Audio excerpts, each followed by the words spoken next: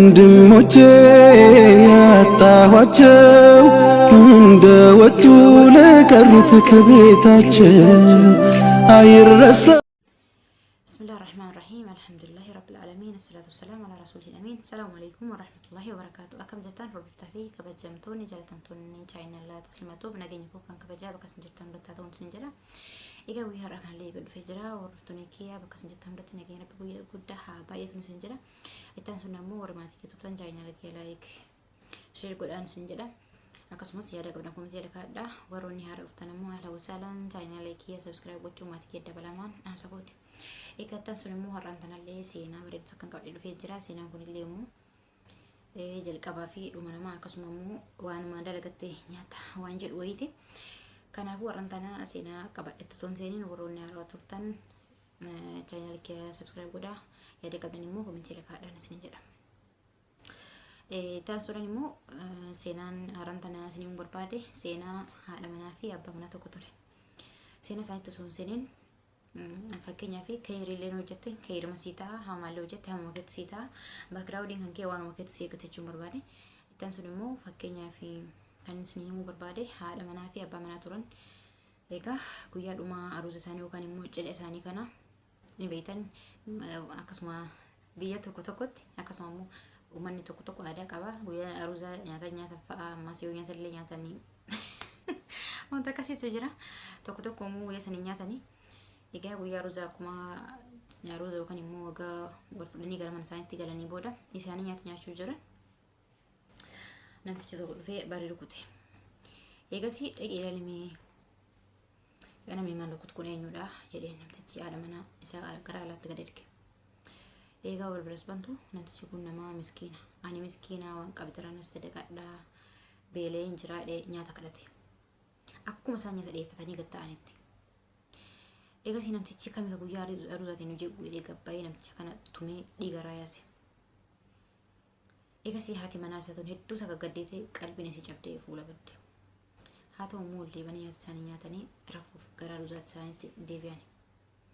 Namtichi hedduu takka mataan isaa bakka firii ta'uu dadhabee boqonnaa dhabee akkam guyyaa aruusaatti wanta akkanaa na mudata. Akkam mudannoo akkanaa na mudata jedhee hedduu takka dallanee aaree mana halkan sanbaayii sa'aatimsa irraa bade. Egaa simbiittillee gara warraa uffitee deebitee amata 15 turte. Amata 15 kana keessatti abbaa manaa isii ka dura san guyyaa takka filatuun argin dabarsite. Egaa waggoota 15 lakkoofsiste booda deebitee guyyaa lammaffaatiif aruusa godhatte. Guyyaa aruusa isii kanallee akkuma gaafa kaanii egaa isaan wal fudhanii mana galanii ammallee sa'aatii nyaata isaanii kana sa'aatii isaan nyaataaf qaxxaan kanatti miskiintichi tokko dhufee baree rukute. Barri rukunnaan micoon gabbaatee barri irraa bantee aarralleen. Eegas maal barbaadda ittiin? Ani nama miskiinaa nyaatallee akkasuma huccuullee hin qabneedha. Mee waan qabdarraa na sadaqadhaa deemu. Eegas namtichi ol deebitee abbaa manaa ofitee miti. Eenyu jennaan nama miskiinaa waan qabdarraa na sadaqadhaa jechuu jira ittiin. Abbaan manaas kun ammoo nama raaxmataa tokko ture. Hoo akkuma jiru kanatti fuudhitu mijisa jala kakkaayii jedhee nyaata kana akkuma dhiyeeffatan ittiin dhufee namtichi. Eegas fuutee nyaata kanatti dhiyeessite. Taa'ee loonsa nyaatee namtichi. Otoo inni nyaataa micoon deebitee gallaalte ammas yoo gallaaltu namtichi kun eenyu? Bu'aa ol deebite micoon. Maal taateedha mana kiyya jedhee gaafate. Inni immoo isaa nyaataa roo kana akkam beela'ee irratti waan bu'aartutti fakkaate.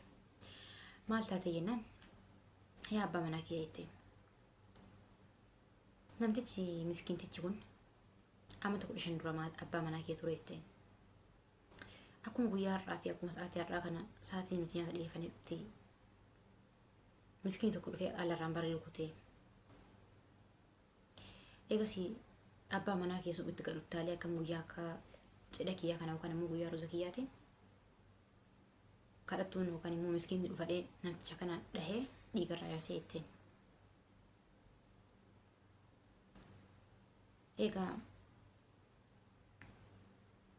abbaan manaas kiyya sun isa kanatteen isa miskiinticha kanatteen. Abbaa manaas inni sunillee bu'ee kan amma fuudhee wajjin amma sa'aatii amma kana jiru. Maal taatetti immoo itti itti deebistee bareetteen. Miskiintichi gaafsan abbaan manaa kan kee tumee dhiigarraa dhangalaasuun ana tureedheen. asini galte khayrinis abbaadhu hojjeteef sharriin abbaadhu saniif ta'is maaliif jennaan inni guyyaa san isa miskiina kana dhahee dhiiga dhangalaasee ture. Har'a dammoo guyyaa aruuza isiitiif ammoo amata 15 kana boodatti miskiintiisan ta'ee guyyaa aruuza isaanii ka dhufe abbaa manaa isiisan ture. Kunillee erga bareedduu erga dhugumatti erga guddaa qaba. Yoo qabanne amma fakkeenyaaf waan tokko qabaattee irra sadaqachuun immoo sirratti farriidhaan ni sadaqatta. Yoo qabaanne immoo rabbi siifaa kennutti maaliif hundaa'uu rabbi kenne waan ta'eef. Inna jazaa waan nuti dalagatte jechuudha. Yookaan ibsiin yookaan ilmaan kan gatiin deebi'ee si dhufa jechuudha. Seenaan kun waan akkanaaf keessa qaba. Sadaqachuun akkuma rabbiin keenya nu ajajuttu sadaqaadha. Akkuma nabiin keenya alayhi salaam nu ajajuttu sadaqaadha. Sadaqaan du'a akka malee irra nama wajjiteedha. Alayhi salaatu wassalaam. Akkas ture jechuudha. Beektaansi seenaa akkanaa wal fakkaatu fakkeenya sadaqaan uummata nama miidhaa irraa sadaqaan baraartiin isin hima. Shababa sadii turte dargaggoota sadii. Dargaggoonni tokko karaa deemu jirtu guyyaa beellamatanii yeroo hunda dilii yookaan immoo akkasumallee zinaa ijoollee hojjetanii jiraataniidha. Sadii turan. Eegas deemuu fi gizee hunda beellamattee biyya tokko imalti. Guyyaa kan boruu bakka kanaa deemnatti ilaalaa waliin beellamatanii otoo beellamaaf deeman karatti makiinaa isaa buutee huccuu bitanii huccuu kanaa hin deemu jecha makiinaa isaa duutte hunduu gara deeme. Egaa namtichi tokko gurbaan tokko fiigee dhaqee suuqii ol seene. Yoo suuqii ol seenu mucaan miskiin tokko kanaati isaa harka qalleettii kanaati humna huccuu san bituu hin qabne takka dhufte ol seenti dhaan qabatte. Kana naa biti eettiyye mucaan. Itiyinaan haati tu waan gootu dhabde mucaa kana waliin rakkatte mallaqa qabdu. Gurbaani zinaa dalaguu fi nama sadi ta'anii deeman kun tokko suuqii kanaa huccuutatu dhufe. Otoo huccuu ilaalu akkam mucaa suutti ilaalee huccuu isaa dhisee huccuu mucaa sanii bite. Mucaa sanii bitee ammallee waan tokko inni barbaadu inni qabeetti ba'uu kan hunda faana deeme bitee fi hedduu takka dubartiin sun hin rakkaatin jettee eebbistee isaan kana waan inni mucaa filate hunda kamiin barbaada hunda bitee fi gaggeesse. Eegasii waan inni barbaadus ajajatee huccuu fakkeenyaaf bakka kanatti oomishu suuniif deemanii bibbitatee ka'ee makiina deebi. Gurbaan jechuudha. Eegasii ijoolleen saayibottan isaa kunneen huccuu bitatanii makiina biraatiin deeman. Isa gatanii kutan. Of duratti yoo ilaalu makiinaan bobaaru tokko jira. Makiinaan gubatee bobaara isa fuulduratti. Otoo inni biraan ga'in makiina biraatiin boodarraan dhufaara. Maal jedhan jechee bakka makiinaan sun gubataara yoo biraan bahu ijoolleen inni makiinaa biraa hafe sababa sadaqachuu saniitiin.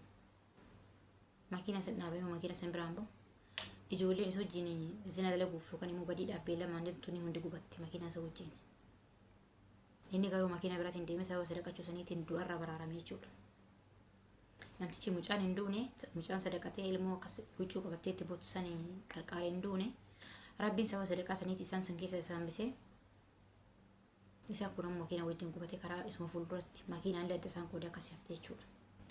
Sadaqaan du'a akka malee nama baraarte alayhi salaatu wasalaam nabiin keenya wanni dhuuf isa kana du'a akka malee nama baraarte ni markareeffan jechuudha.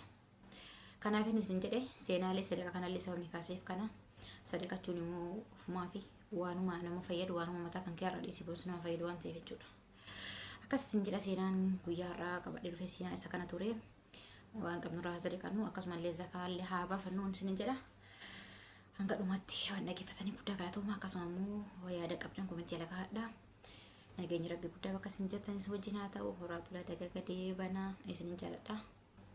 Yeroo kamittuu maatii kee akka taatan chaayinaala kee like share subscribe godha. Warri maatii kee ta'e namoota chaayinaala kee like share subscribe godhu maatii kee dabalama. Akkas isinin jedha horaa bulaa dagagadee banaa bakka isin jirtan hundatti nageenyi rabbi guddaa haa jiraatu isinin jedha. Naga qabaadha. Assalaamu alaykum warahmatullahi wabarakatuh.